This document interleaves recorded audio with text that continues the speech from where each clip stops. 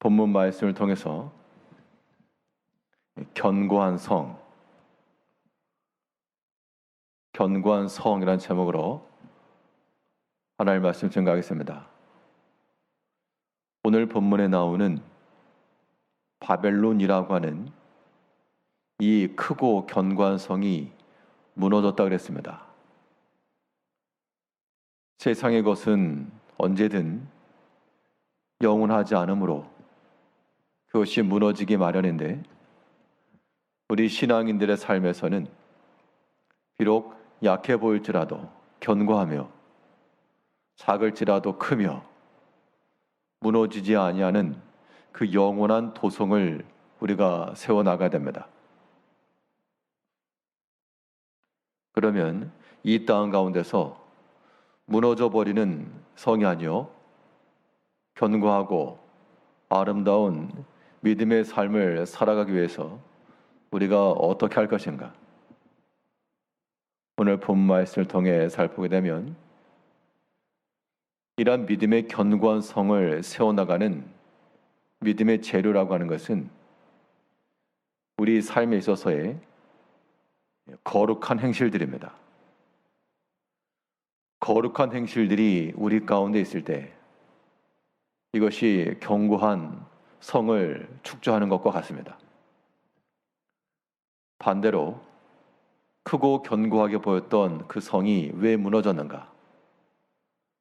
그 무너진 이유에 대하여 두 가지를 이야기하고 있는데, 하나는 음행이요, 또 하나는 사치였습니다. 본문 9절에서 그와 함께 음행하고 사치하던 땅의 왕들이 그가 불타는 연기를 보고 위하여 울고 가슴을 치며, 이 계시록 18장에 나오는 큰 성이 무너지고 연기가 피어오르고, 그래서 모든 선박들과 선장들과 선원들이 가슴을 쳤다라고 하는 이 내용에 대해서 예전 9.11 테러가 발생했을 때 그 두 빌딩이 무너지는 장면을 보면서 이 말씀을 언급하고 있었습니다. 실제로 어떤 사건으로 인해서도 그러하겠지만, 여기서 말하는 무너진 그 성이라고 하는 것은 결국 음행으로 인하여 무너진 겁니다. 음행이라고 하는 것은 결국 육체의 소욕을 따라 행하는 것인데, 우리가 육체를 따라 행하는 것들은 다 무너질 만한 것이요, 그러면 우리는 무엇을 따라 이룰 것인가? 육체의 욕심을 따라 행하지 않고 우리 영의 소욕을 따라, 영의 행하고자 하는 바를 따라 나아갈 때 그것이 우리 영혼을 견고케 하며 하나님의 나라에 이르기까지 우리의 믿음의 성을 쌓는 겁니다.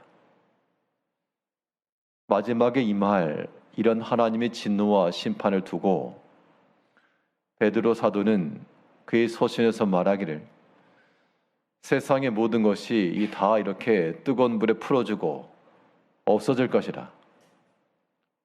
그러면 우리가 어떠한 자가 되어야 마땅하느냐? 그 질문에 대하여 마땅히 거룩한 행실과 경건함으로, 이 세상의 모든 것이 이렇게 무너질 것인데 이러한 때에 너희는 어떠한 자가 되어야 마땅하냐? 라고 하면서 우리 마땅히 거룩한 행실과 경건함으로 하나님의 날이 이르기를 간절히 사모하라 그랬습니다. 이제 우리가 이 땅 가운데 살아가면서 무너질 성이 아닌 하나님 앞에 이르는 크고 견고한 성이 되기 위하여 우리에게 거룩한 행실들이 있어야 되겠습니다. 음행과는 반대요, 육의 소욕과는 반대입니다.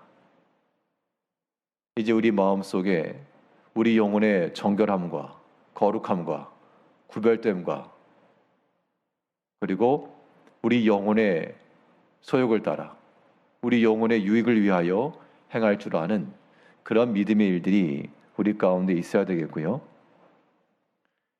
우리 크고 견고한 성을 세워나가기 위해서 우리에게 필요한 것은 하나님께서 주신 것에 대한 그 은혜와 감사입니다. 그 성이 무너진 이유가 무엇인가? 음행과 사치라. 우리 9절 다시 보면 그와 함께 음행하고 사치하던 땅의 왕들이 그가 불타는 연기를 보고 위하여 울고 가슴을 치며, 음행하고 사치하던 자들이 결과적으로는 가슴을 치며 울었다. 그들이 신뢰하고 그들이 추구하던 바가 무너졌다라고 하는 것인데요. 사치함이라고 하는 것은 이 땅에 있는 것으로 자랑 삼는 것이고, 이 땅에 있는 것은 결코 만족함이 없어서 더 하는 것이 이 세상의 방식입니다. 결코 이 땅의 것으로는 만족할 수가 없어서 아무리 좋은 옷을 가진 사람이라도 그보다 더 좋은 것이 보이게 되고, 아무리 크고 좋은 집을 가진 사람도 그보다 더 큰 것을 소유하고 싶고 하고, 아무리 많은 재물을 소유했어도 거기에 더 얹고자 하는 것이 사람의 마음입니다.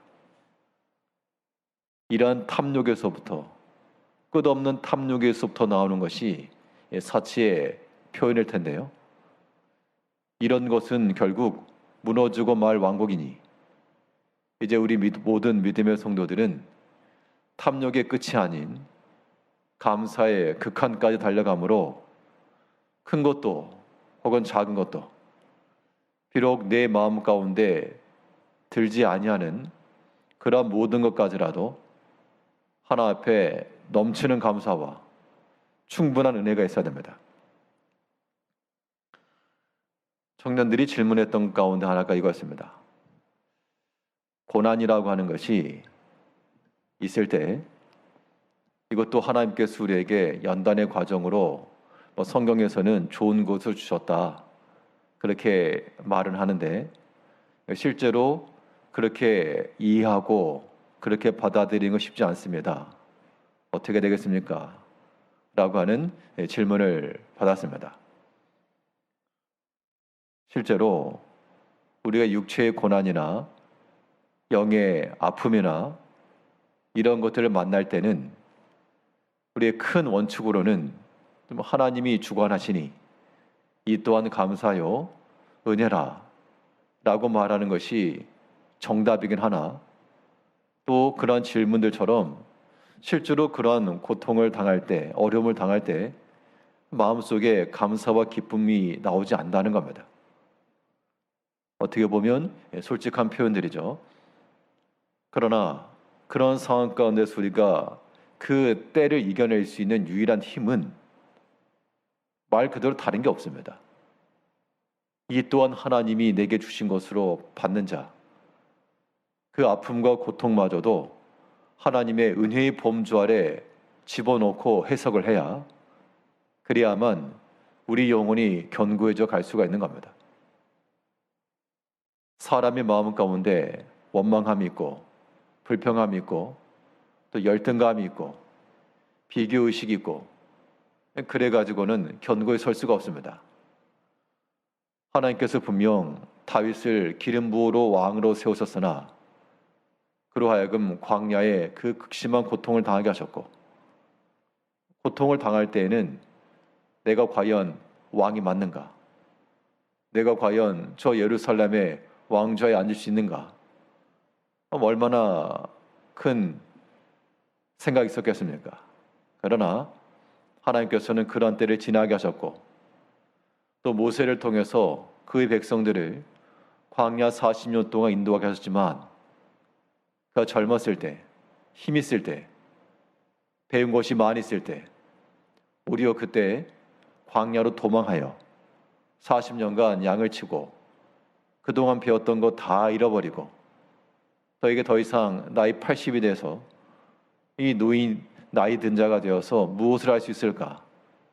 그 시점이 하나님께서 그를 불러내서 광야로 인도하게 하신 겁니다.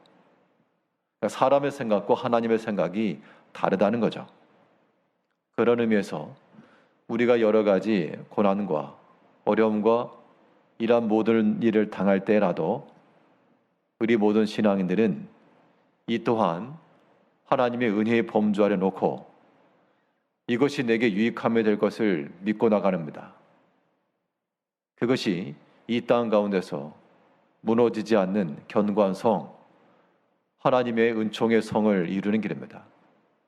오늘 하루의 삶 동안에도 나에게 좋은 것만은 없을 것인데 이 모든 것들을 또한 하나님께서 허락하신 줄 알고 내게 유익하게 하실 줄 알고 모든 것에서 넘치는 감사와 하나님 은혜의 충만함을 가지고 이 세상은 음행과 사치로 무너졌으나 우리 믿음의 성도들은 거룩한 행실과 넘치는 감사로 오늘 하루 동안에도 이 믿음의 성, 하나님께서 기뻐하실 만한 아름다운 건축을 이루어가는 복된 성도님들 되시기를 바라겠습니다. 기도하겠습니다.